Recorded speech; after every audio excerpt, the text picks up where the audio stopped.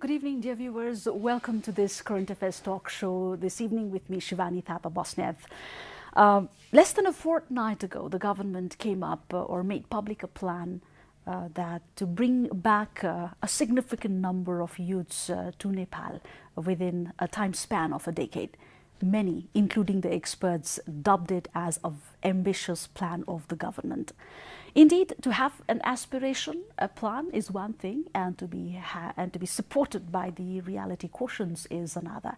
Today, on International Labour Day or May Day, to discuss on the periphery of this very issue, being specific on the labour situation in Nepal and around the globe, we have with us in our studios Mr. Richard Howard, the country director of the International Labour Organization, Nepal. Welcome to the show, Mr. Howard. Thank you very much. I'm happy to be here. Right. I'm good. It's good. I'm sure it's been a very busy day for you today. It's been busy. It's been wet, but it's been productive. And what do you say? Celebrations like these, a Labor Day or May Day, is just not limited to a ritual, is it? Yeah, I mean, May Day is a ritual, you know, and I think rituals are important because they bring people together and they create a sense of solidarity about a shared sense of purpose. And that's what May Day is about. It's bringing workers together and reminding them that they have many things to fight for to promote decent work, better working conditions, more fair wages, and social security. So I see here it is a ritual. You know, people come together. There's a lot of energy, a lot of yelling about what things that need to change. But there's also a very focused sense of direction here in the labor movement, which is very productive, I think. Mm-hmm. How did you see the celebrations in Nepal? I think this is your first. This is my first one. Yeah. So we started at 7:30 in the morning, and everyone's, you know, hundreds of people there assembled, and then the rains came, and people looked around. They weren't quite sure what to do, but in the end, they just kept walking, which is really a symbolic of the labor movement, because labor struggle is never easy, and it always entails going against those who hold the resources in society, those who have the power. But there's power in numbers too, and those people and the people in the rallies today kept on walking, and they finished the rally. So I think it was a good sign for the future. Indeed, it's been pretty symbolic, the rain today. But it was cold. But in Nepal, it's considered very auspicious. Right, and now you see we have very clean air in Kathmandu, so it was a good outcome. So getting into the agenda, Mr. Howard, how significant do you see in developing countries like Nepal the celebrations like this? I think it's important just to maintain that momentum in the movement, because there are many challenges that workers face here. And one of the biggest challenges we face, and I think the workers' movement is very aware of it, is just lack of jobs. And not only lack of jobs, but lack of decent jobs. In Nepal, like you mentioned earlier, it faces this challenge of many of the most talented and energetic young people are leaving the country. About 1,400 people leave the country every day. It's phenomenal. And they're often the best and the brightest and the hardest working, because they leave because they feel there's nothing here for them. And I think that's sad, you know, for a country like Nepal with so much to offer, that we're losing these people. And I think the government is very serious, and the workers' movement is serious about working with government and businesses to help create jobs. So I think that's an underlying challenge that everyone's aware of now. We shall continue to discuss on this regard later in the conversation, Mr. Howard. But let's talk about the interest of the workers in the globalized economy. How do you think the new technology is going to affect the future of work? I think the new technologies are going to have a very profound change on the workplaces all over the world. And one thing is for sure is that technology, as it has done in the past, will replace certain kinds of jobs. Some people will lose their jobs, and some people will find new jobs, often higher skill jobs that pay better. So the disruption is undeniable, but how severe that disruption will be, how many people will lose their jobs, we don't really yet know. But one thing's for certain, there will be a change. So governments like Nepal and other countries have to start anticipating what kind of changes are on the horizon. and what skill sets are needed for the new economy, and then how do we train people in those new skills so that they can get those jobs. So that will be a challenge. I don't think that technology is the end of work. It's just a changing work environment. Could you share with us any best practices from some countries, how the governments have addressed this particular issue? Well, even in my own country, I'm from the United States, and I'm from South Carolina, which used to be the textile center of the United States. So most of the things, clothing and sheets and towels, all kinds of materials were made in the South. And then when I was 10 years old, the whole industry collapsed.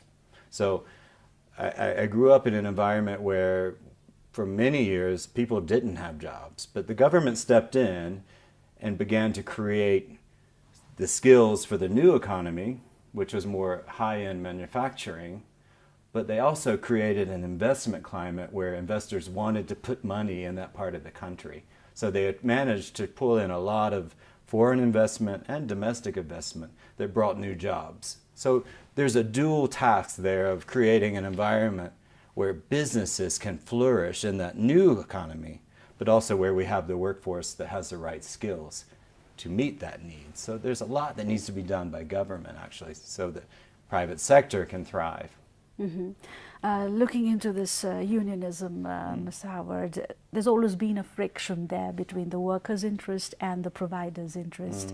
But having seen a lot of this friction in the recent past in Nepal, many say too much trade unionism is sometimes reported as a challenge of industrial and economic growth. We've seen that. What do you say? I don't think it's a matter of too much trade unionism. It's the right kind of trade unionism. That and here's where it's very important, and this is the responsibility of ILO and the government, is to make sure that we have the right balance between two somewhat competing goals. And one of those goals is productive growth. So we have an environment where we can create jobs, where businesses can make money, because if they don't make money, they won't create new jobs. So businesses have to be profitable. But we also need an environment where workers have fair wages and social security and a degree of job security. So we need to get that balance right. If one side pushes ahead without the other, then we lose that balance. And you can often slip into an environment where labor relations break down, where you have lots of strikes and things don't work. And in an unfair way, people blame the trade unions for that, but it's really not the trade unions' fault. It's the fault of all three parties in the structure: the Ministry of Labor, the business community, and the workers themselves. They have to come together and see the common goal, which is growth, but growth that is fair. Fair for workers, fair for business. What has your observation in this regard been regarding Nepal? I think Nepal's come a long way in terms of industrial relations. If we look back 20 years ago, or even 10 years ago, there were many cases where I think the balance was not there. And some sectors suffered from that. Some businesses suffered. But I think we've gotten past that. And we see that while there have been a large number of strikes over the last 10 years, about 95% were not labor strikes, but they were political strikes, whereas labor strikes have drastically reduced. So I think we've gotten to a point where workers realize that they really have to have this productive dialogue. And the best evidence of that is the new labor law, where workers and employers have really come together and developed a very solid law that shows, an understanding of that balance again between workers and businesses. Right. Could you share the state of progress of the new labor law that is in the process? So the labor law has been passed by the parliamentary subcommittee and is now in general discussion, which is a very good sign that it will be passed soon, which is huge because this took 10 years to develop. And it's a kind of agreement between workers and employers that you would not find in many countries, really. So this is a spectacular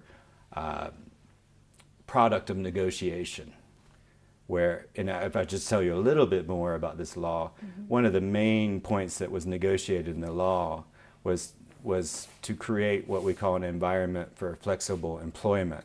So in the law, it allows companies to hire and fire based on market conditions without significant cost to those employers. But in return, workers should get Social Security, things like unemployment insurance, health insurance, pensions, so a number of times of what we call Social Security that protect them in those downtimes when they may lose their job. So that's an agreement that a labor law would be passed in parallel with the Social Security law. The Social Security law is also in Parliament, so we're very optimistic about that as well. So it's a very sophisticated agreement between workers and employers that sets that long-term goal on growth, I think.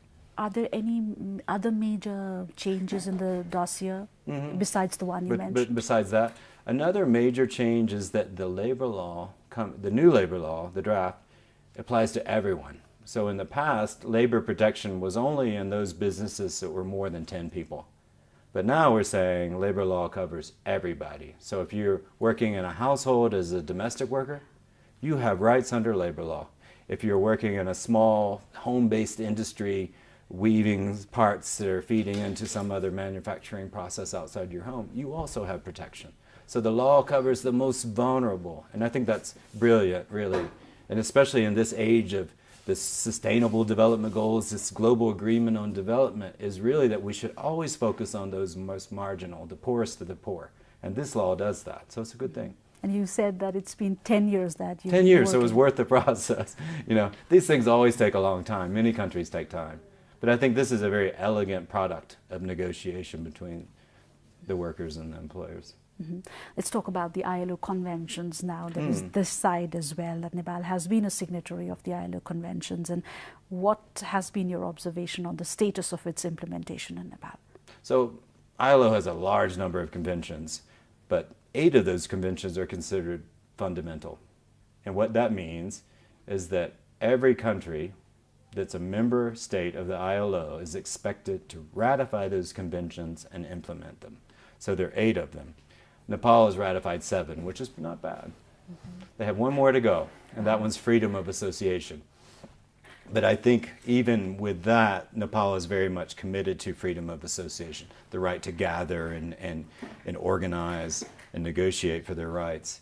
So Nepal recognizes that right in the Constitution, so they're getting there on that anyway. So the ratifications are there of the fundamentals mostly, and they've also ratified some other conventions.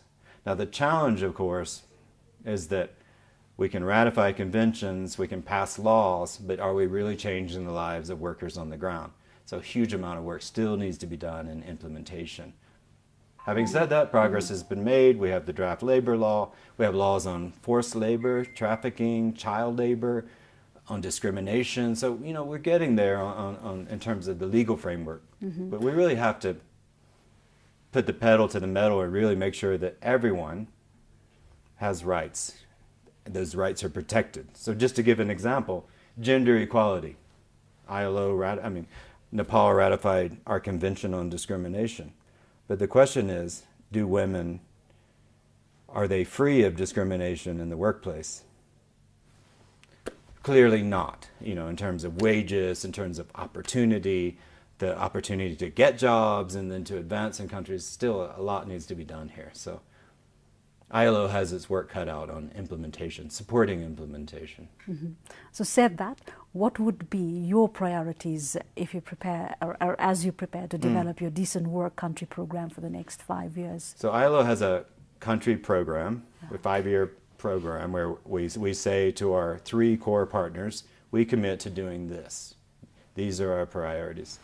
So my priorities as the director is really to figure out and make sure I understand very well the priorities of the country and of the Ministry of Labor and Employment, the priorities of the business community, the priorities of workers, and how I set those within our program. Because ILO is our job here is to serve the interest of those core constituents. So what are we hearing that are our priorities coming up? Clearly the job agenda is really important. So what ILO can do to further strengthen industrial relations, to further develop the skill set of upcoming workers to make sure that those skills that they're getting are really what the market needs. That's a priority. The priority is also to implement the labor law and the Social Security law when they're passed, but in the context of the new state system. So we need to figure out how we can support the Minister of Labor to provide more tailored local services on the ground to implement those core labor laws. So those are things that we're discussing now. Of course, migration, safe migration, is critically important. It will not go away. We have to make sure that workers, when they go abroad, they're not taken advantage of at any stage. We see a lot of exploitation of the poorest segment of the migrant workers. This has to end. We have to fight very hard to end this, but also to make sure that they're getting appropriate treatment in the countries where they go and work. So some of the priorities. Certainly, I would come to the migrant workers issue, Okay, because I'm jumping ahead. we cannot do without talking about the welfare issues if we exclude the migrant workers therein. Coming to the formal and the informal sector of the workforce in Nepal, the statistics say 90% of them are in the informal sector. So how can the ILO country office here help Nepal to formalize these workers into the informal economy? So formal, most people probably don't even know what formal sector, informal sector is, but formal sector are really those larger enterprises that are registered with the government. They often pay taxes, and they're directly responsible for implementing labor law and complying with the laws of the country. Whereas informal sector tends to be very small scale, home businesses, small businesses where people sort of operate outside the system. That may have some benefits, but they also don't contribute to national economic development, nor are they responsible to make sure they take care of their employees in respect to labor law. So ILO's approach, you can see with the labor law, the best way to address informality is to make sure the law covers everyone. But we also need to look from the business angle, and are we providing an environment where small businesses see the benefit of registering their companies, for example, accessing training programs and credit that they so desperately need. They need to see some advantage to joining the formal economy. So we have to work on it from that angle. But workers also in the informal economy, even a domestic worker, they need to understand their rights under the law and also organize with the trade union movement so that they can advocate their rights. So it's a process that entails government doing its part, workers doing their part, and businesses doing their part. It's not easy, and it's not going to happen overnight. All right, and given the brain drain, Mr. Howard, in Nepal, the reports, as you can see, that Nepal, on one side there is this high % of brain drain, and then on the other side we do not have workers even to pursue with or help out with the reconstruction work. Exactly. This is one of the most mind-boggling things for me in Nepal, is that if you go to businesses, and it doesn't matter what sector they're in, but you mentioned construction, and they all say, we are short of skilled workers. We cannot find the workers we need. And part of the problem is that workers are going overseas, and I think the message about opportunities at home is not clearly relayed to them. But there's also a part where workers don't necessarily have the skills that are required by the market. So we see a lot of training going on in the educational system and vocational training institutes, but it's not necessarily the training that's needed by businesses. So we need to fix that mismatch. That's one key step. But I also think that when we get the wage setting mechanisms right in a country, and we have more productive dialogue between workers and employers, both at the factory level, but also at the national level, that we can see an increase in wages that the market probably could handle. Because ultimately we need to pay better here to keep those workers home. Right, right. You already stated, and from that we can make out that ILO in Nepal is very closely looking into, the status and the woes of the Nepali migrant workers. So what actually has Nepal's ILO been doing to protect the rights of these Nepali migrant workers? A lot, and it's not just ILO. I should say there are a number of other programs that are with international support that are also doing very good work. ILO work recently has focused on the legal framework, revising the Foreign Employment Act, which is still underway, but we expect a new law in the next year or so to provide better protection to migrant workers. But also another area that we work on is bilateral agreements. And we've seen globally, particularly in Asia, that bilateral agreements are very effective in terms of negotiating better conditions for workers. So bilateral agreements are important. But our recent work has focused very, very heavily on recruitment processes. And if you tracked a migrant worker from the village, say you tracked a young woman that wanted to work in domestic employment in Saudi Arabia, the number of middlemen in the process, taking little bits of money each step of the way, would be huge.